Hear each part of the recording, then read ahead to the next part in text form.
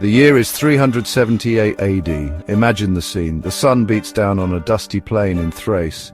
Two armies stand poised for battle.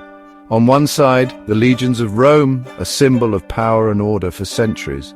On the other, a force of Gothic warriors hungry for land and vengeance. This was no ordinary skirmish. This was Adrianople, a clash of civilization that would decide the fate of an empire. By the time the dust settled, the ground was littered with Roman dead. Emperor Valens lay among them, his body never found. The might of Rome had been shattered. The world watched in disbelief. Adrianople was a watershed moment. It marked the beginning of the end for the Western Roman Empire. It changed the course of history. For centuries, Rome had stood as a beacon of civilization. Its legions were unmatched. Its emperors ruled from Britain to North Africa. But the empire of the 4th century AD was not the invincible force of old.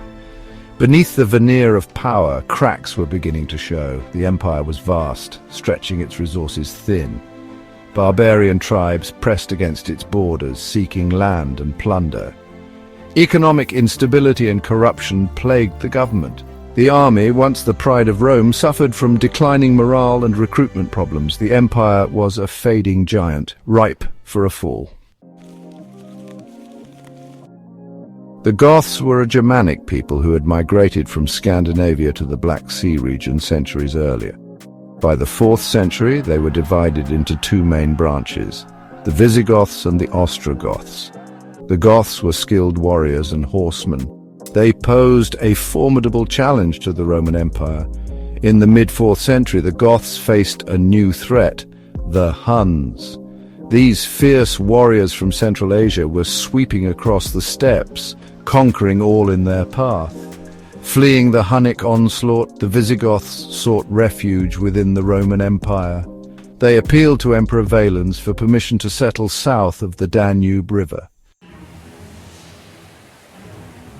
Valens saw an opportunity in the Goths' plight. Here was a chance to gain a large pool of manpower for his army and to bolster the empire's defences.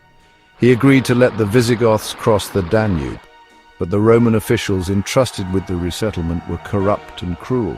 They extorted the Goths, selling them food at exorbitant prices and even forcing some to sell their children into slavery. The Goths, desperate and enraged, rose up in revolt. Leading them was Fritigern, a cunning and capable warrior. Fritigern, once a Roman ally, now became their sworn enemy. He rallied his people against the Romans, determined to carve out a new homeland for his people, even if it meant by force. The Gothic revolt took the Romans by surprise. The Visigoths, now joined by some Ostrogoths and other disgruntled groups, rampaged through the Balkans, defeating Roman forces sent to subdue them. Valens, occupied with campaigns in the east, was slow to react to the growing crisis in the Balkans. Finally, realizing the gravity of the situation, Valens returned to Constantinople. He assembled his army, determined to crush the Goths and restore Roman prestige. Meanwhile, Fritigern, aware of the approaching Roman army, chose his battleground carefully. He led his people to Adrianople, a strategic city in Thrace. There he prepared for the confrontation that would decide the fate of his people.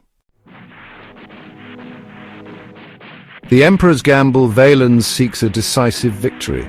As the Roman army approached Adrianople in the scorching summer heat, Valens received conflicting advice. Some urged caution, suggesting they wait for reinforcements led by Gratian, the Western Roman emperor, and Valens's co-ruler. Others, eager for glory and plunder, urged an immediate attack.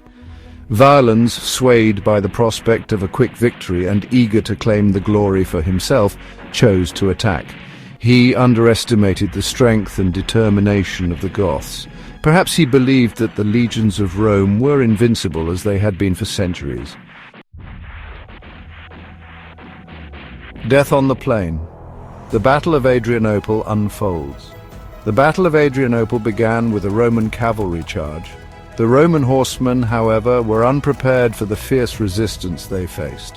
The Gothic cavalry, supported by skilled archers, repelled the Roman attack, inflicting heavy casualties.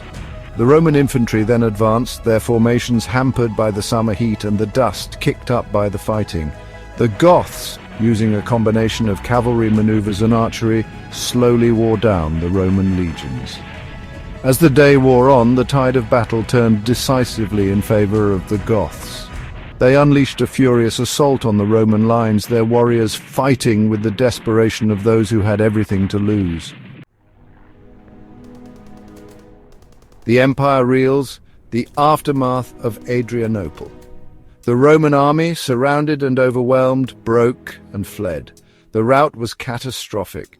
2/3 of the Roman army lay dead on the field, including Emperor Valens himself. The Battle of Adrianople sent shockwaves throughout the Roman world. It was the worst defeat Rome had suffered in centuries.